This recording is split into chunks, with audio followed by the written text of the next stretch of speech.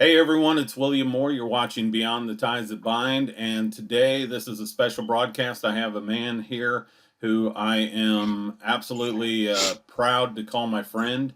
He owns four businesses in Southwest Missouri, actually three in Southwest Missouri and one in Southeast Missouri. And those businesses are TR Fitness. Now, this gentleman, one of the reasons I'm so proud to call him my friend is he has taken a stand against tyranny. Um, he realizes freedom to live doesn't come from the government, and it's his responsibility to live as a free man. He doesn't need a government or a piece of paper to validate his rights.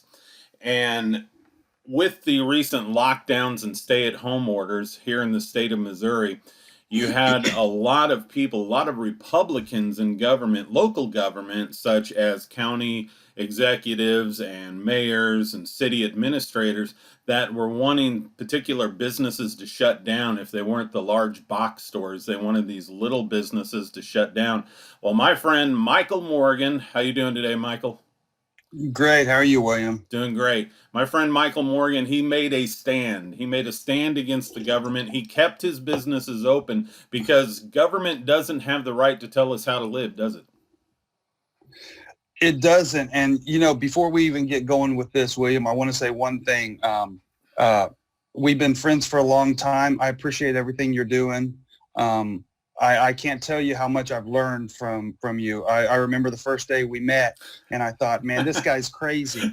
I thought, this guy is off his rocker. And this is what I found out, William. You were just a little bit ahead of me. That's what you were. And you were just a little bit more actually progressive, what I would use the term correctly, progressive than I was.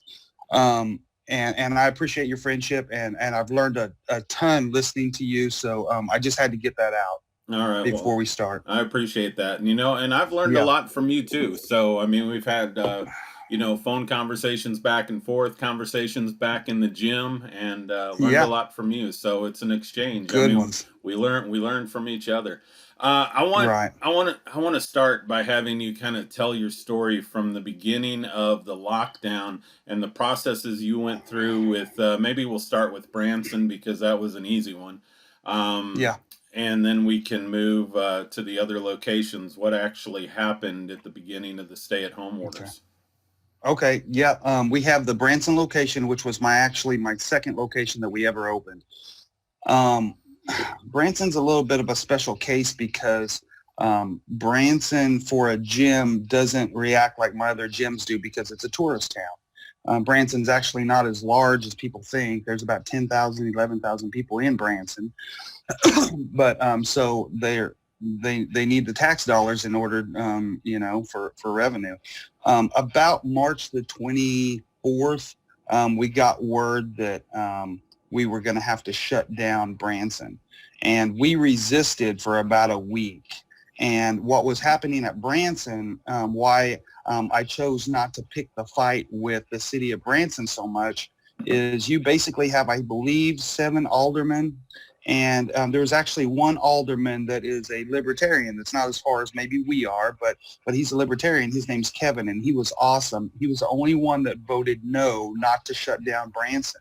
And he kept saying, you're decimating the economy. You guys don't know what you're doing. You don't own businesses. He does.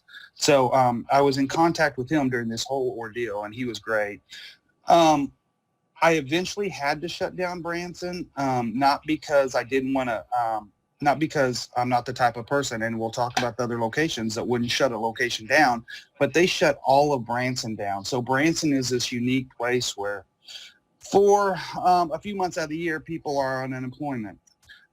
So this just extends unemployment for everybody. So what I was getting was people canceling their gym memberships because I don't put people under contracts in mass exodus. So for about a week, people were coming in and freaking out because the media was scaring everybody.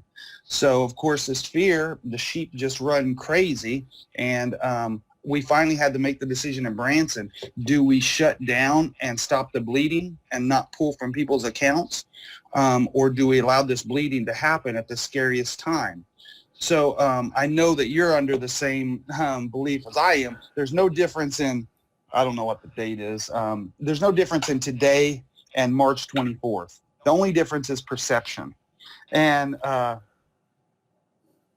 any risk that was on March 24th is the same risk now if there's a risk, 0.00 whatever we can argue, right? So the only difference is someone's giving us permission now. So right now in Branson, we opened back up maybe 2 weeks ago.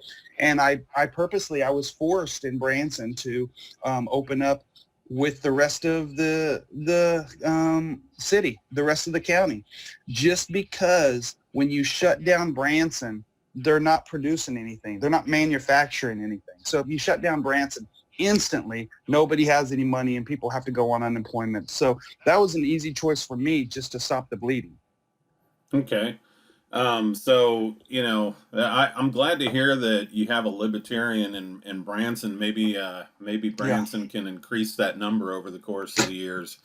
And if we ever go through this again, then you don't have to shut down. The shutdowns are affecting a lot of small businesses out there. And what people don't realize, especially the people who are shopping at Walmart, shopping at the large box stores, wearing their masks, telling you to stay 6 feet away from them, they don't realize that, small businesses need the income in order for their families to survive. I mean, you have a family that you have to provide for. And when you shut down a business, that's taking food out of your family's mouth. And it's taking food off the table. It's taking energy out of the home. It's, all of those things. And it actually helps their economy. They don't stop to think about it, but these mask wearing people, it helps their economy too. Everyone is going to be hurt in the long run from this. Right. And you make a really good point. It doesn't even hurt just my family. I have employees that, they have families. But it's really funny because I think I made a post on Facebook. I'm sure we interacted on it. And basically, I said, as soon as this thing hit, I didn't see all of these businesses throwing a fit like I did. They were willing to get on the train. Well, the next stop is incinerators, right? Well, I was not willing, and I'll talk about that in a minute. Branson was a special case, but I fought it from the get-go. So I said, as soon as it hits the government officials, as soon as it hits the hospitals who takes sales tax in order to run and all these places, we were going to see this massive shift when it started affecting those people. But the first 2 weeks, you could feel it. It was these people saying, we need to stay shut down. We need to stay shut down. It's because they had government jobs. I've had a government job. I was a teacher for 10 years. I know what a racket it is. So all of these friends that were my teachers on Facebook were saying, we got to do the right thing and shut down. They didn't own a business. Now I'm talking to those very same teachers, William, and they're saying things like, boy, they're talking about cutbacks next year. We're worried. And it's funny because everything comes down to how it affects you personally. And one more example of that, just to show you how these government officials are so out of touch and how nobody, Donald Trump, Barack Obama, nobody has the qualifications to run anything and run other people's lives. These people did not even think about it. So in Branson, I called them, and of course I hassle them about every day. And I would call them, and they give me my sewer and they give me my water bill. Well, that might be $500 a month, right? So I call them and I say, hey, I'm not paying my sewer and water bill this month. And they go, why not? And I said, you shut me down. And they said, well, it will just be the minimum. And I said, I'm not paying the minimum. You shut me down.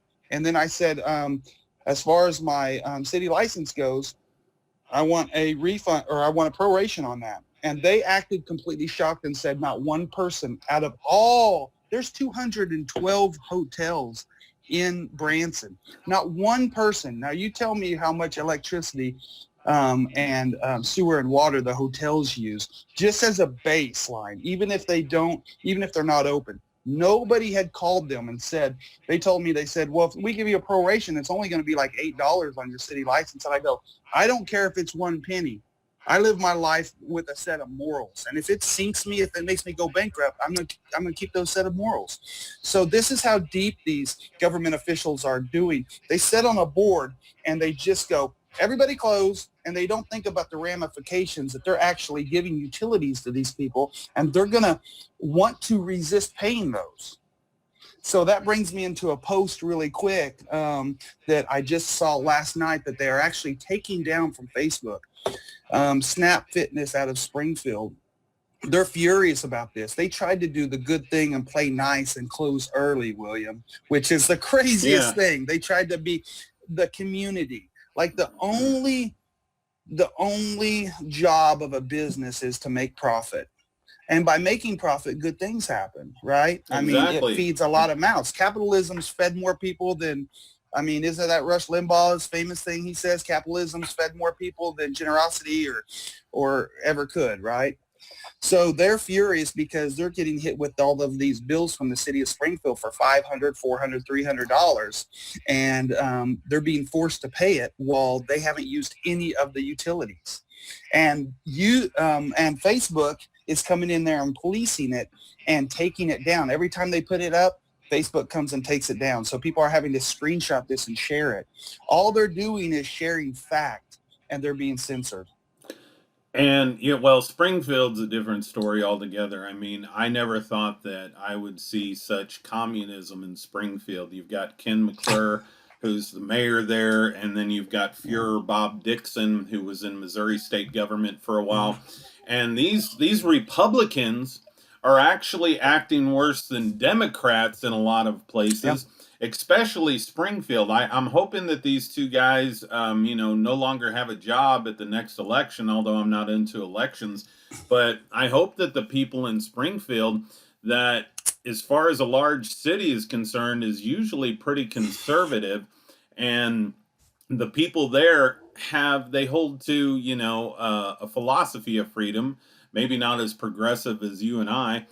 But I hope that they see what these two gentlemen have done to the town there, how they're bringing about ruin to one of the biggest economic engines of the state. And actually while it's conservative in thought, it's a very progressive economic community. And there's, it's a low unemployment rate there. So anyway, like I said, Springfield's a different story altogether. And then you've got Facebook. They're censoring any kind of story right now. That has to do with people who are standing up for their freedom, standing against tyranny. And in the case of Snap Fitness, or in the case of the Bologna virus, Facebook, YouTube, Twitter, all of this censorship going on. And censorship, I believe it was Mark Twain, is basically saying to a man that he can't have a steak because a baby can't chew it.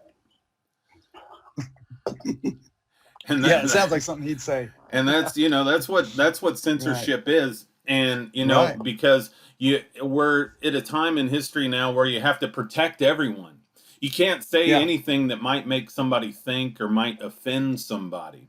But tell us about Aurora. I'm very interested in hearing about Aurora, especially the latest developments in Aurora. Yes, and right before I tell you that, I will tell you, just to expand on the last thing you said, I've been telling a lot of people, it's not the liberals. Everyone thinks Nancy Pelosi shut me down. It's not the federal government shut me down. It's not even the state government, because my businesses could actually run if I kept a certain number of people in them under the state's guidelines for the entire time. The state of Missouri would have let me run.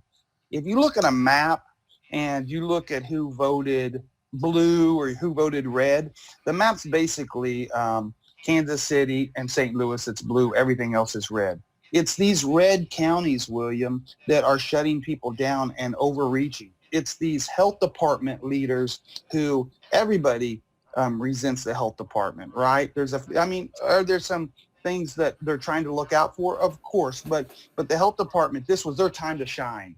So then all of a sudden you hand somebody power, hand some lady power, and you say, hey, you're making all the decisions and the county commissioners will go along with what you do. All of a sudden they're superheroes, and they're never going to say, hey, I'm going to let people make their own decisions. By nature, they don't do that. So it's these Republican conservative areas who have proved to me that they want power just like anyone else. I've said it for a long time. the Republicans could have done away with Obamacare a long time ago. They don't have a problem with it. They have a problem with who's running it and what team is running it. And you're 100% right on that. So I just want to expand on that before I hit Aurora. Okay. Yeah. I mean, to the point that you made, you give someone power, and power seems to corrupt individuals unless they have a love for freedom. And, because me and you, we both believe that freedom brings about prosperity. And freedom for my neighbor is good for me. Freedom for you is good for me. Freedom for me is good for you. But there's some people, they don't see that. They see freedom as a threat to their very existence. People who didn't use your gym, calling the, different county commissioners or the mayor and complaining that your gym was open and, wanting to restrain you, wanting to keep you shut down just because they feel that, and they're on a power trip when they make that call. Yeah. They're actually on a power trip, and they think that they're doing good for the community, and they actually believe they're doing you a service. They think that you're they're leading me right into Aurora. Okay. You're leading me right into Aurora. Okay. You just set me up, William. All right. Well, tell us about Aurora. Well, Aurora was my third location that we opened. Aurora has 7,500 people in it. It's about 30 minutes outside of Springfield. So I left Aurora open for my business, and I'll tell you this, if I would have played by the rules that the counties, the cities, and the state all told me to shut down, my entire business would have lost $97,000. I just added it up. We would have lost $97,000 and could have went under, but I didn't play by those rules. So I get a phone call from the health department, a lady from the health department, and from Aurora, and she said, well, I say Aurora, it's the county, it's Lawrence County, and she says, hey, is this the owner of TR Fitness? I say, yes. Listen, we're going to need you to shut down. And I said, yeah, that's not happening. She goes, no, I'm being dead serious. We need you to shut down. I said, well, I'm not doing it. So we have it out on the phone. And she tries to say, you're open 24 hours, aren't you? And are you sanitizing things correctly? And, of course, I shoot back with her, no, we use just water. We only sanitize things. Like, of course we sanitize, right?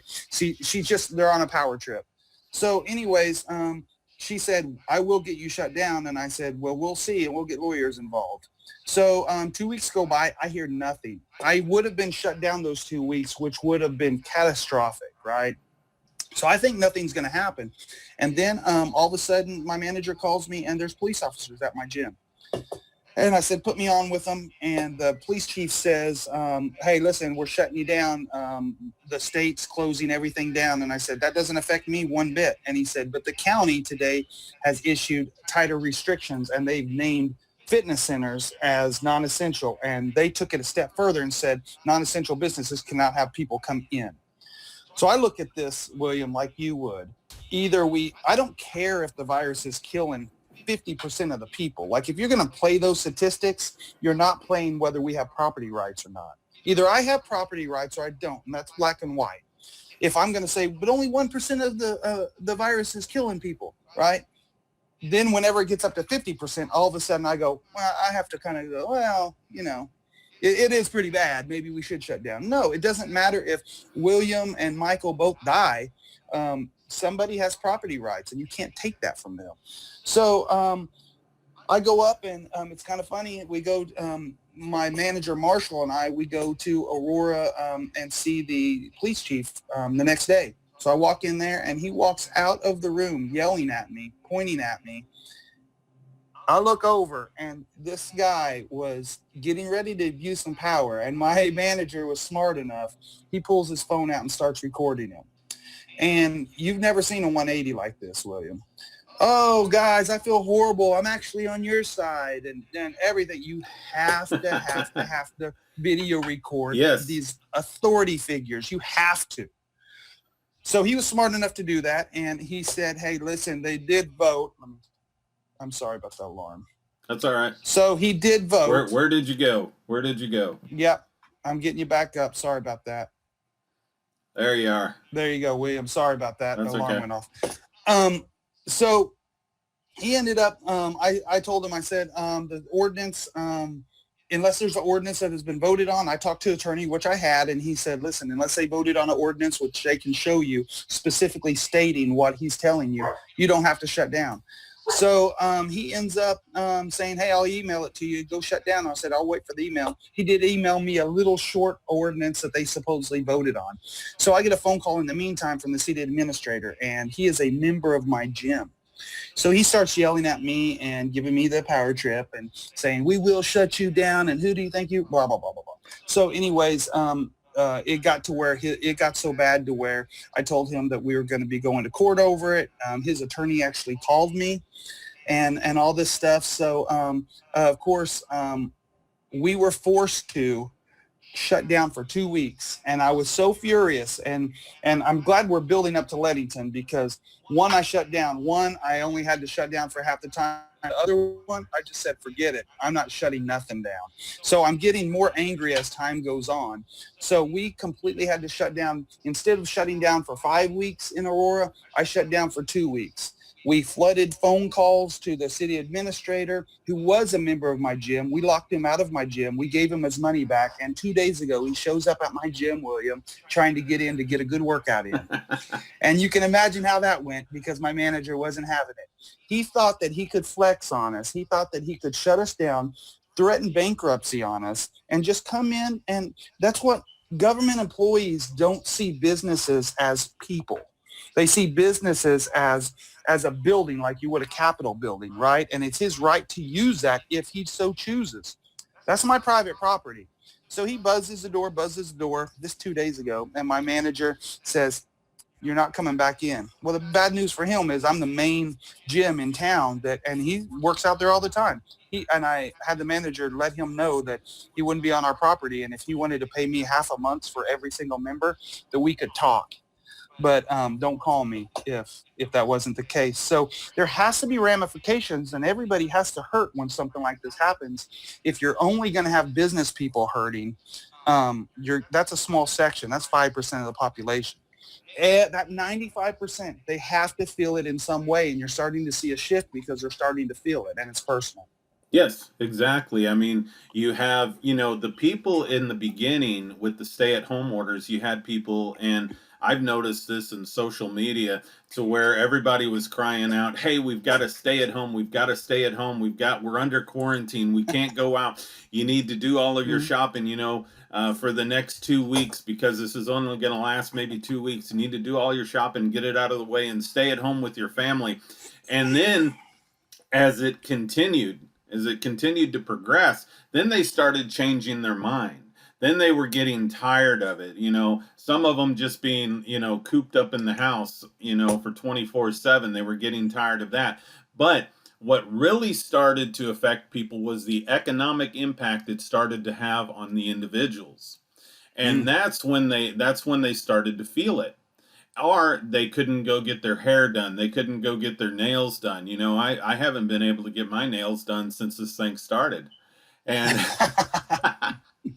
but Right. or they couldn't go to the gym, or they couldn't go to their favorite restaurant. So they started to feel the pain, and people's entire idea concerning the stay-at-home orders, the shelter-in-place, started to change. Yeah. Before you get to Leadington, which is, I'm looking forward to hearing about this, because there's something about a certain gentleman running for office that you're going to talk about. But Yeah. anything else about Aurora, and then go to Mountain Grove. Yeah, and before I finish up on Aurora, you kind of touched on how businesses want to play nice in the beginning. So I know a lot of business owners, and I know people that own fitness centers or MMA gyms and stuff like that. I have friends that shut down their businesses 2 weeks before they were forced to, because they wanted to play nice. They wanted to have the community look at them and say, thank you. You're community driven. That's not the purpose. It's not the purpose of a business. Like I said, a business's purpose is profit. If because of that profit, if you give them a great service, they go hand in hand, right? You want to give them good service. But I have people that was calling me 4 weeks in saying, I shut down 2 weeks before I was supposed to. We need to go to Jeff City and we need to beg our masters to open this back up. And I told them, I said, wait a second. I didn't get on the train early, right? I resisted the train as long as possible. And half of my gyms, 2 of my gyms, I had to eventually close, and one partially. The other 2, forget that. I wasn't going bankrupt. I left them alone. I pick and choose what I did. But listen, if you're going to get on the train, the next stop's the incinerator. And these people don't care what you say you do for the community. These government officials, they care about one thing, and it's power. And I don't know why we're trying to impress these people. We need to have our foot on their necks at all times. And that's not what people have. And people by nature want to be pleasers. It doesn't matter if you own a business. There's still people, and people by nature are sheep. And that's what I ran across. So I called every day, and I had an army of people calling Aurora and calling the health department, where they wouldn't even answer the phone anymore. They wouldn't send anyone to the right people. So, of course, we came up with different instances where we said we are from this and this and this, and we would get to the right person, and we'd say, listen, I had to lie and say this to even get to you. So we put a lot of pressure on them. So before I believe it was May 4th or May 3rd, when the state let up some of the restrictions, I got a phone call from the health department, and she said, hey, listen, and I think they were just fed up. And I have been talking with 3 lawyers about a lawsuit for Aurora, and Aurora knew that. And she said, hey, you're going to be able to open on the 24th. And I said, well, there's still going to be some actions taken. So without saying a whole lot, I don't know where it's going to go, but I am talking with lawyers still, but a lot of this is a waiting game to see what we're able to do and what's happening, because people are going to have rights violated. And then the courts, it's kind of like a police department having an internal investigation and finding that they've done nothing wrong. Oh, exactly. That's what the government does. Yeah. They protect each other. Well, with the government court system, it's the fox watching over the hen house. And if another fox comes in and devours a hen, well, then, the fox is being judged by another fox, and nothing's going to come about. Nothing's going to come of it. So, the situation with Aurora, I'm glad that you stood your ground. I'm glad that you fought. I'm glad that, you put the pressure on them. And, because that's what we have to do. You cannot, bow to government, because the second that you bow to government, you're basically reinforcing that they are your masters. And that's why I didn't go to Jefferson City for the rally, because I'm not going to beg my masters or join in with other people and beg masters to give me something back that they've taken from me. Now, in my case, they didn't take anything from me because business carried on as usual. I knew 2 other business owners that did not shut down through this. And of course, the only place that I really went out to was, grocery store to get food. So it didn't really affect me as far as my freedom. And I didn't practice social distancing, got in trouble in some stores for that. Not really got in trouble. People would say something to me and I'd look at them like, you do something about it. Right. Remove me from that 6-foot radius. If you can pick up 260 pounds and remove me from that 6-foot radius. But you're also going to have to deal with some other consequences as well.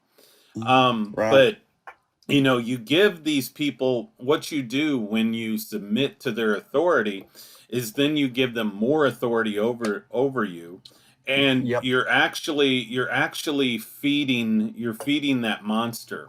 You're allowing that monster to grow. And so the next time they come around, they're going to come around with something even more draconian, and they're going to expect you to submit to that because you submitted the first time. Yep. And you get yourself in a position where it's harder and harder and harder to break free from that type of tyranny. So you have to make your stand immediately. You have to make your stand right up front. And when they come to you and they tell you, look, you've got to shut down, you've got to do what you did and stay open as long as you possibly can before they almost make it impossible. Now, I know Mountain Grove, you didn't shut that down at all. I didn't shut down Mountain Grove. I'm right outside the city limits, so it was the county. And I didn't really do anything with Mountain Grove. I just said it was going to be open.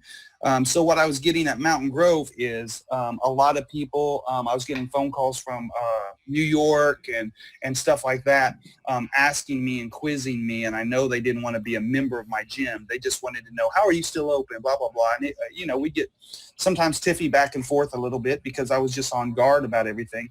I did talk to the sheriff the sheriff of Wright County, is actually a libertarian, and he is very supportive, and I've known him for a long time, and he was great to me. And they were getting 911 calls very frequently, 911 calls that we're still open. And I just said, listen, Bubba, I'm gonna stay open, and if you want to take me away, you can take me away, but I'm not losing what I've done for 15 years and what I've risked for 15 years over something like this. And he said, Michael, no one's wanting to do anything, and keep going. So Mountain Grove, people were really appreciative for the most part, but that didn't stop people in town coming up and taking pictures of people working out inside the facility, driving off, yelling things. It's not Hitler that stands up there and is dangerous to me. It's the 5 million people. If they all walked away, Hitler stands up there and he's one loon. So you can take a loon, but it's the people who follow them. So that's the issue. Yeah, that is the issue. I mean, and isn't it? It's absolutely amazing how people are so quickly given to narc on other people. It really is. I mean, in my experience, I used to visit this one gym, and I used to work out there, man. And I'm not going to say the name of the gym, but people would actually call the owner of the gym and complain about my music being really loud. Right. Yeah, sounds familiar. Hey, it's in people's nature to turn each other in. It is. It's always funny to me because people are like, Americans are different than these other countries, and I'm like, these other countries are just further along. When you look at a building, I went to Moscow. When you look at a building, it says 1389. When you look at an old building here, it says 1899. All they are is further along. People are the same everywhere, right? But when you take a little bit, all of a sudden, like when you talk about chipping me and you, we'll die before we get chipped. Exactly. Our grandkids, it will be nothing to take a chip. It will be absolutely nothing. So it's little bit piece by piece.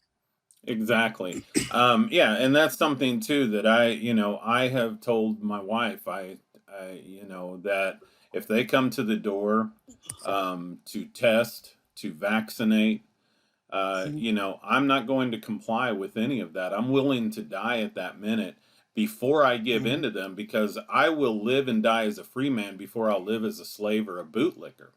But it's crazy because people, they want you, they feel like, okay, your freedom threatens them. So you remaining open in a town like Mountain Grove, that threatens people. So they got to come up and take pictures because, and they're jealous of your freedom. They're jealous that you're exercising your rights. And, that's a lot of times that's what it gets down to. They're jealous that they don't have the balls enough to do what you're doing, to take a stand. And a lot of times that's it. And a lot of times people have just been conditioned to turn other people in. I mean, this here is 1984 on steroids. So, all over. Yeah, I'm glad that you have a sheriff in the Mountain Grove, I guess that's Wright County, that stood behind you. But okay, now let's get into the one that's a little bit closer to home for me. And that's Leadington, and feel free to share any names. I will do that. Okay. And before I even get into Leadington, I know I keep doing this, but I've always felt like morals are more important than any profit. I always say, hey, if someone sits here, people cash morals in so easy, whether it's police officers, whether it's government employees, they go, I'm just doing my job, right? And I've always said, if you have a road out there and you said, we need roads, and I said, to get that result, you need to steal from somebody through force and violence. And I'm like, an immorality to get the result, there's no morals to that, right? So these people, they're making excuses, and everybody I talk to says, hey, listen, we're just doing our job. We're trying to help the person or the people, the community. And I always say, you never talk about the individual. So there's not any morality attached to anything these people are doing. They're doing this trade-off. Well, I'll give up some of this for some of this, and that's what's so bothersome. Well, yeah. I Um, mean, Michael, don't you know it takes a village? That's what I hear. I've heard that.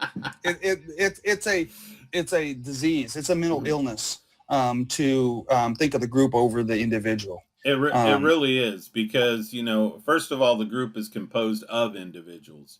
And when yes. you restrain one individual in the group, you're actually restraining the entire group. And if you don't, and the smallest private property is your own body. If I don't own my business, William doesn't own his house. If William doesn't own his house, I don't own this part of my body where a chip's going to go in. And that's what people don't understand, right? Mm-hmm.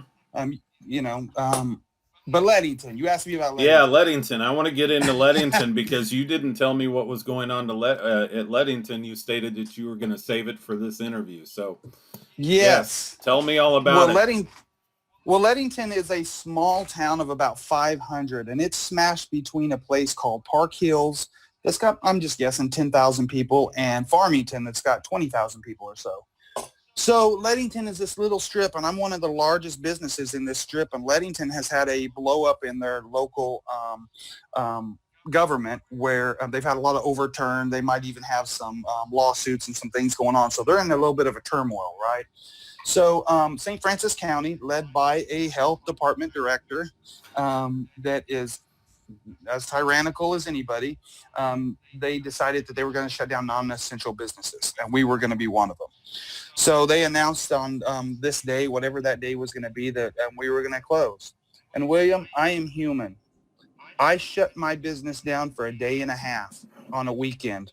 I laid in bed, and I had talked with my wife, and I thought, what am I doing? Like, you talk about all these people, Samuel Adams, all these great men, and I'm folding. And it dawned on me. I called my manager and I said, open back up on Monday. And he said, we're already closed. Electricity's off, everything. We've already told everyone on Facebook. I go, it doesn't matter. We're opening and we'll deal with whatever they think the consequences are later. Of course, they say, okay. So they were going to have a special meeting on Monday. And I have heard that they were going to have a special meeting and we were going to be a main topic. So I called the mayor and I said, hey, I'm the owner of TR Fitness, and I think you're going to be talking about us at your meeting. She was nice to me on the phone. And I said, I want you to know that we take it really serious, and we've lawyered up, and we have reopened, and we're prepared to take this as far as we need to, and we will press charges. We'll do anything. I stand on my morals enough to where I would bankrupt everything for my morals. I will pay lawyers. I'll do whatever I need. So she said, okay. And they had the meeting. And in that meeting, their lawyer advised them that it would not be smart for them to push it, because if there is any kind of a lawsuit, that they're not in position to fight that off. So you have to push back. You have to call these government officials. So I basically that got the city off of me, right? The city said, we're not going, because you have a health department. This is what people don't understand. You have a health department. They do not have any authority within the government. I know what me and you think about authority, but within the government, they need a strong arm to do this, just like highway patrolmen are the strong arm of the politicians and the police officers. So they needed the city to shut me down, just like in Aurora, or take me to jail. And that was one location where I made up my mind that I will go to jail for that. Mountain Grove's safe. I will go to jail for Leadington. And so the city was off of me. So that leaves it to the county. The county basically said, and counties for some reason, William, you might know this, they seem a little more conservative or libertarian to me than cities a lot of times. Unless it's Greene County and Bob Dixon's running it. You're right there. You're right on that. So anyways, there's people that are stopping because I'm right on the highway. TR Fitness in Leadington, little plug, is the largest gym in like a 50-mile radius. So, of course, we have cars there. We have this person who is running, and anybody who knows this person, we're actually going to be making a Facebook page. His name is Jesse Root RUPP. This individual came on my property. He's not a member. And he videotaped through our windows people working out. And we are talking with an attorney now about what we can do about that. But he is actively running for office, and he put all this stuff. There were so many Facebook pages about us up there and how we were killing people. William, not one person in any of my fitness centers that we know of has had the virus. Not one. Not one that you know of has ever died. You're right. I mean, You're right. Well, because you only go up to 75-pound dumbbells. We go up to 130 there. We go up to 130 there. No excuses. Okay. All right. But so anyways, we get a lot of phone calls. We have people sending us messages telling us we're pieces of crap and we're hurting people. We basically kind of blacked out on social media because it was taking a lot of our energy and time. So we stayed open. Nobody came and visited us except my accountant got a phone call from a lawyer. His name is Eric Harris. Eric Harris, Farmington, Missouri. Yes, this individual calls my accountant, and because her name's on a lot of my stuff, and when you go to the Secretary of State, I guess that her name would be with mine. And he said, I'm looking for Michael Morgan. My number's not hard to get, but for some reason this guy couldn't get it. And she said, I don't give out any of his information. I am his accountant. I don't do that unless you're in the IRS. I don't have to. So he said, listen, Michael's going to jail over this, period. He's going to jail unless you give me this information. She said, I'm not going to do it. He said, I'm with the prosecuting attorney's office. This is what's going to happen. So they hang up the phone. She's a smart lady. She calls the prosecuting attorney's office. Eric Harris out of Farmington, Missouri, did not work for them. They said, no, he's a family practice lawyer down the street. She calls him back, and of course he says, oh, I must have misspoke. But don't think for a second Michael's not going to go to jail for this. So he calls and leaves messages at all my other locations and never gets a hold of me, and I'm just laughing about it, thinking it's pretty funny. I get a cease and desist letter in the mail from him. He was an attorney for the health department. So I get a cease and desist letter in the mail. We tear it up, of course, right? We keep going for about another week. I have my manager. The health department shows up. The director of the health department shows up in Leadington, knocks on the door, rings the bell. He comes in and she says, she's holding a manila envelope, and she says, we're shutting you guys down. You guys weren't ever supposed to be open. And he said, and she goes, here's a cease and desist letter. He's smart enough to say, awesome, I don't want that. She goes, no, you're going to take it. You're getting shut down. He goes, no, we're not. No, we're not. And so they go back and forth for like 30 minutes. She finally says, can I come in and sit down? He goes, yeah, come on in. So they sit down, and she says, you're going to take this. We've had multiple complaints about you guys still being open. You're getting shut down. He goes, nope. They argue for 30 minutes. Finally, she says, will you write me up a plan of action and I'll give you an exemption? William, they're making this stuff up. If you push back on some people, they will fold because they know what they're doing is either immoral or they don't have the authority to do it. Exactly. And, talking about morality, and you hear the police officers say all the time, hey, I'm just doing my job. Hey, I'm on your side. I'm just doing my job. But, they took a poll a few years ago, and they found out that more than 50% of police officers were personally against abortion. However, when it came to arresting people who were protesting at abortion clinics, and protest at an abortion clinic, I look at that as someone trying to save a life. So, but these officers will arrest these people trying to save a life, and in their personal morality, in their personal stance on morals, they're against abortion, but in their professional stance, they say, hey, I'm on your side, but I'm just doing my job. I have to protect something that personally I do not agree with and I think is immoral. Well, Do people really think that when it comes down to, say, weapons confiscation, that these gentlemen, this thin blue line, that they're going to stand against, the government and be on your side? No, because their jobs and their livelihood, the food that they put on their table, their family's livelihood, all depends upon that job and all depends upon them following orders. And there's not Mhm. enough of them, and abortion is one good example. There's not enough of them that will stand up for what they believe in, that will stand up for what they personally believe in. They will Right. go along and follow the orders. And I'm glad that you made a stand against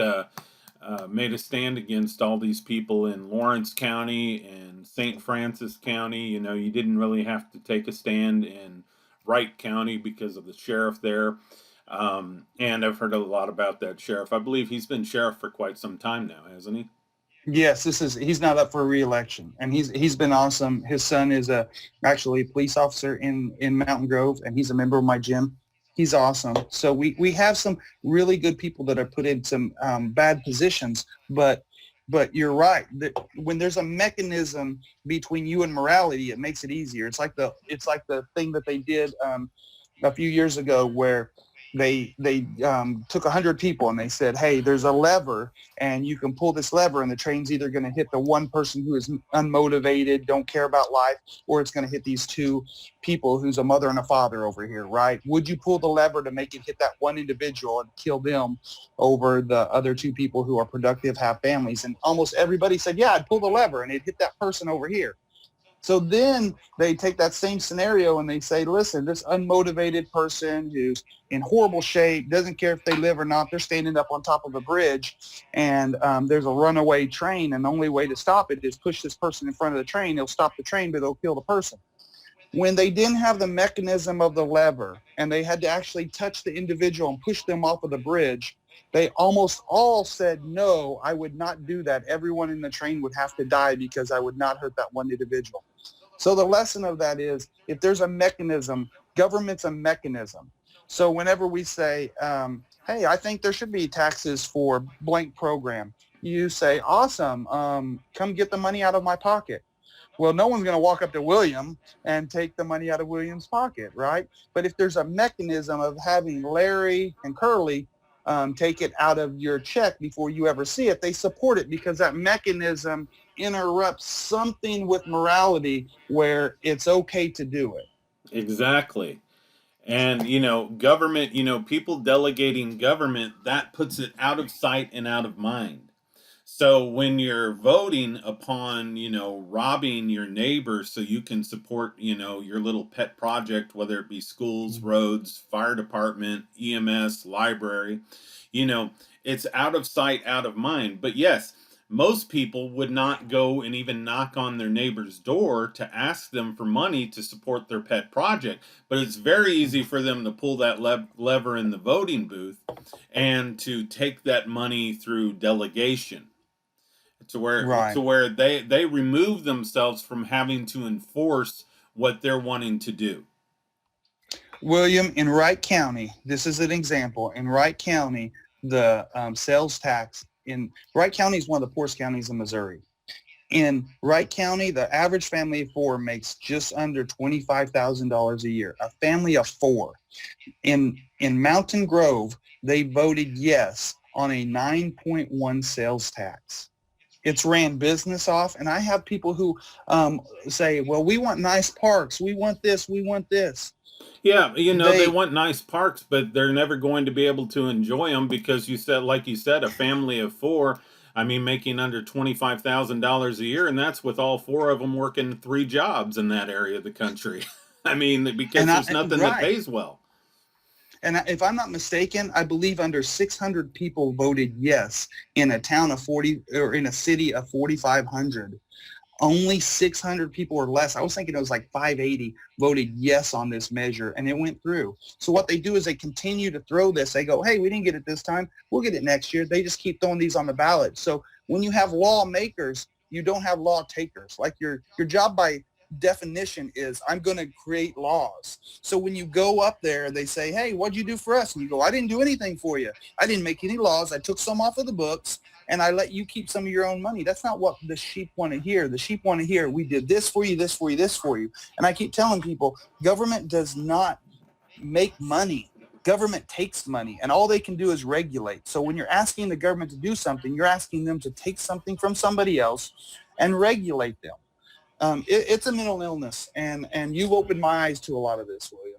Well, when we come in, it doesn't matter how noble the project may seem, whether it's a school, whether it's roads, whether it's EMS.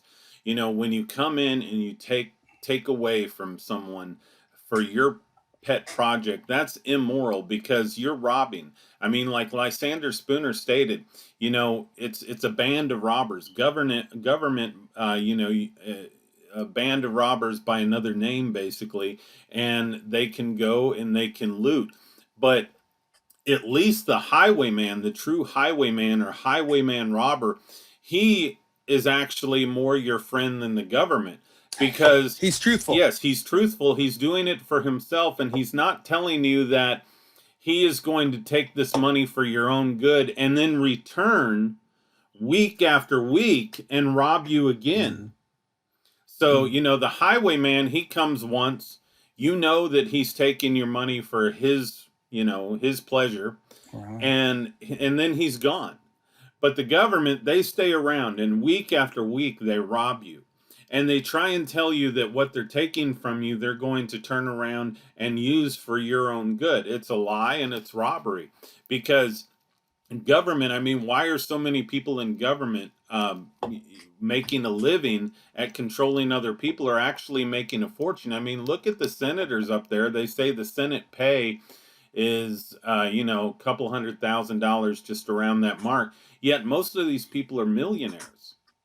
So they're using government to make money, and then they're being paid by lobbyists, under the table. That's a whole nother story for a different program. But I mean, government, you cannot legislate morality, and you cannot vote to take money away from someone else that needs it just because you think your project is important. If you want to finance your project, if you feel that project is so important, then you do without. And you finance that project out of your own pocket. And if we did that, we would see less schools, and we would still see roads, but we would see less public schools, and we would see all of these things, but it would be paid for in a different manner. You would have the private sector come up. I mean, people say, well, what about roads? Do you mean to tell me that, Henry Ford creates a vehicle, and he's going to create this vehicle, and nobody's going to come along and create roads so that vehicle can, drive upon? That it's going to take government to come in and do that? No, I mean, some corporation's going to come in, some private entity's going to come in, and they're going to, pave roads. They're going to have roads created so that this vehicle has a path to go down. But anyway, I mean, this is pretty awesome. I'm glad that you fought back. You had to stay closed in a couple locations for a little while, but you fought and you came back even sooner than other people. And you weren't begging, you were fighting. Even when you were shut down, you were fighting. You weren't begging masters to allow you to reopen. You were devising a plan to reopen as soon as you possibly could, and you weren't going to ask their permission. You were fighting them to do so. Because they don't care about your permission. People think that they're doing something and they're going to look good and PC in the community. And PC culture has destroyed America, absolutely destroyed. So whether it's right or wrong, whether it's moral, people want to go along with the crowd. It's like Candid Camera did something one time where everybody's in an elevator, but when the guy walks in, everyone's pointing the wrong direction. So whenever he walks in, he looks around, he turns around with the people. So everyone wants to be going in the direction of the sheep. So just to touch on something real quick on what you said about if there was a need for something, private industry would do it. I was just having a conversation with somebody who said in Wright County, they needed to have a swimming pool with all the slides and everything. And we need that for our kids. And I said, if you needed it for your kids, somebody would come in and they would do it because there would be a need. It's called supply and demand. It's the same reason when I was a teacher, I used to sit around and listen to people complain about teaching and how much they got paid. And I would always say, listen, I knew whenever I was going to school that every other person I sat by was going to be a teacher. And what that does is that gets the supply high, gets the demand low. And you can't just say teachers are worth $1 million a year, just like a pro basketball player. You got to be a complete idiot to think that, because you're throwing supply and demand out. You can't simply say I'm worth this. But what do you expect? Because the government was so brilliant that they took us over at age 5, William. They said, we'll take care of you. We're going to educate you. So fast forward to somebody like me who was a history teacher. And I've learned so much more than I ever did. But I talked about how I made it sound like George Washington could levitate. I didn't let people know that George Washington was a human being that went behind a tree to take a leak, right? I acted like this man literally was a savior, and Thomas Jefferson and these people didn't have faults, because that was what was in my book. That's what I was taught. So to think on a moral level and just throw out some of these things that we were taught, it's a process. And it took me years, and I would always get boxed in when I was having a conversation with someone when I was a conservative Republican, because I was a hypocrite. I was a hypocrite on some stances, and they were always boxing me in. Well, now I play by morals, and I don't play by results. So they can't box me in as much as they could before, because I'm playing Buffalo ball. I don't play by the rules, right? Because the rules aren't moral. So I can pick the ball up and just elbow somebody and run to the basket. So they're always going to lose whenever you play morals and not results. Exactly. You make a interesting point about the founding fathers. They take us from an early age, and they start, and I call them founding fathers. I'm quoting because they weren't founding fathers; they're just framers of the nation. Mm-hmm. And you have to, and I talked about this the other day, create a myth. When you found a nation, you have to create a myth around the founding of that nation, and this myth has to have heroes. And I believe we had talked one time about, how Vladimir Lenin, he had all these great ideas concerning communism. And, you look at his grave, and millions of people a year go and visit his grave. But Mm-hmm. it was Marx who actually had to, or no, wait, was it Marx or Stalin? Stalin. And Stalin actually had to implement these plans, and nobody visits his grave Right. because they hated him. Yeah. And so, you have to create heroes. You have to have a myth, but you have to create these heroes. And in the case of the American framers, we've created heroes that are bulletproof. David Barton tries to tell us that George Washington had holes in his jacket, but that Indians actually watched bullets go through his jacket but never penetrate George Washington's skin. So we've created supermen, we've created men who could fly, men who have, the ability to have bullets bounce off of them, men who can stop speeding locomotives. We've created these superhero like figures, and people follow after this.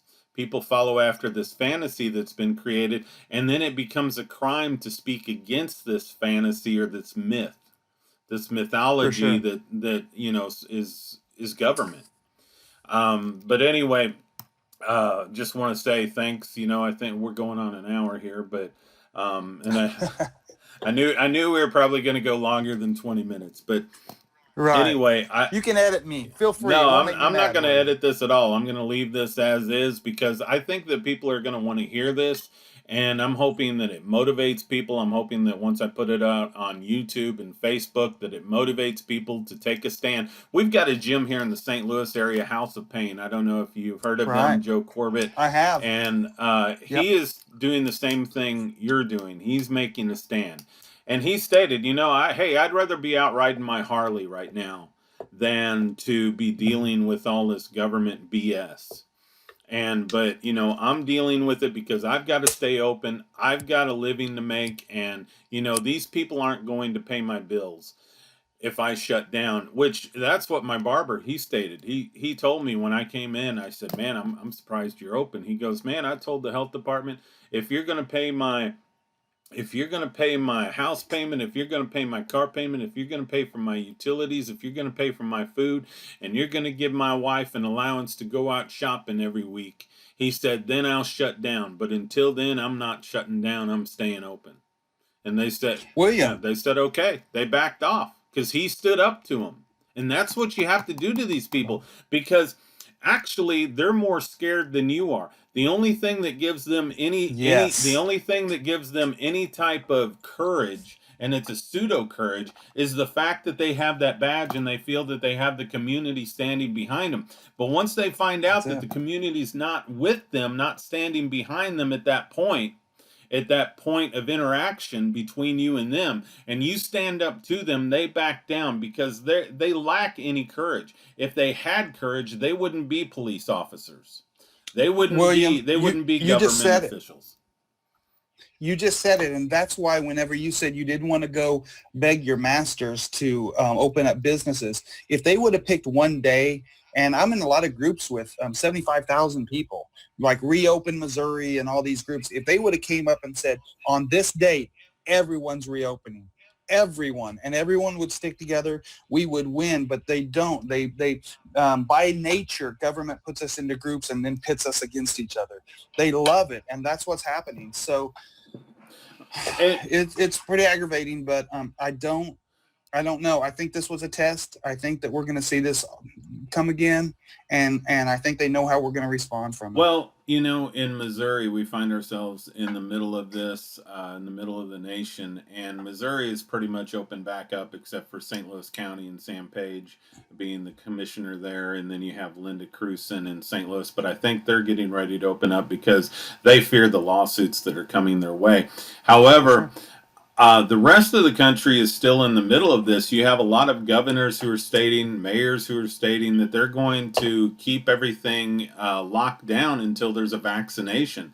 Plus, I believe that the next cold and flu season, they're going to use this as kind of the phase two, and they're going to Yeah. see how far they can push it. But the damage has already been done with the economy, with the food shortage. I don't think we've seen anything yet. I think we're going to see hyperinflation within the next 12 to 18 months. This is just beginning. This is just the beginning of their agenda. This is just the first part of their plan. They have a plan, they have an agenda, but it's going to take everybody to stand up against them. And one of the things, one of the mythologies that's been created is this piece of paper known as the Constitution. And, you know, you don't need a government or a piece of paper to validate your rights. And a lot of people think that, you know, I have rights. I have the right to bear arms. Well, what gives you that right? And then they always point to the Second Amendment. It's never a right that comes from your creator. It's always a right that comes from the government. And when you're looking for the government to secure and protect your rights, then you can also look to the government, and you will also most likely submit when the government comes along and takes away your rights. I don't care if a person owns a 50 caliber machine Well, gun. I'd love everybody to own that. That'd be a very interesting world. But you know, well, correct me if I'm wrong. You have a document that says shall not be infringed. Meanwhile, we have what, 2,200 gun laws, 2,300 yes. or 22,000 gun Well, I laws. just actually posted something about the Second Amendment that a lot of people won't like. And the Second Amendment was to give the federal government the power to raise up a militia to fight against any insurrection or any type of rebellion. Mm. And the only reason the Second Amendment is in the Constitution is because they had just gone through Shays' Rebellion. And I touch on this on the video that I put out this morning. Shays' Rebellion was a tax revolt. It took place in Massachusetts. And people, if they want to know more about it, can go to that video. But, you know, the federal government, when it came to the Bill of Rights, James Madison worded the Second Amendment in a way that it would agree with Article 1, Section 8, Clauses 15 and 16. And that was giving the government the power to establish a militia that would protect the government from any civil uprising or revolt. It was there to, you know, suppress insurrection. That's the whole reason behind the Second Amendment, because it opens up with a well-regulated militia. Well, what's the word regulated mean? It means to govern or control. Well, how, Right. a lot of gun rights owners say, well, I have an unregulated right. Well, how do you go from a clause in the Constitution that says a well-regulated militia and make that mean unregulated? Now, I believe in Right. unregulated gun rights, but that does not mean that the government does. And you Mm-hmm. cannot put the, power in the hands of a body of men like that to protect your rights. Freedom is protected in the heart of the individual who believes in freedom. It's protected by the mind of the Right. individual who believes in freedom. It's protected by the actions of the individual who believes in freedom. Freedom is not reliant upon what my neighbor does or what my neighbor thinks. Yeah, my neighbor might want to come and throw me in jail or might want to come and kill me because of my freedom, but my freedom does not rely upon what he thinks or what he does. My freedom is protected by me. It's, the philosophy stems from the heart and what I think in my mind and my actions, how I carry out my actions. And somebody might be jealous of that and they might want to, come and lock me up because of that. But that, my freedom is not based upon their actions. And freedom's messy. Yeah, freedom Freedom's messy. freedom is definitely messy, but I'd rather have Yeah. dangerous freedom than peaceful slavery.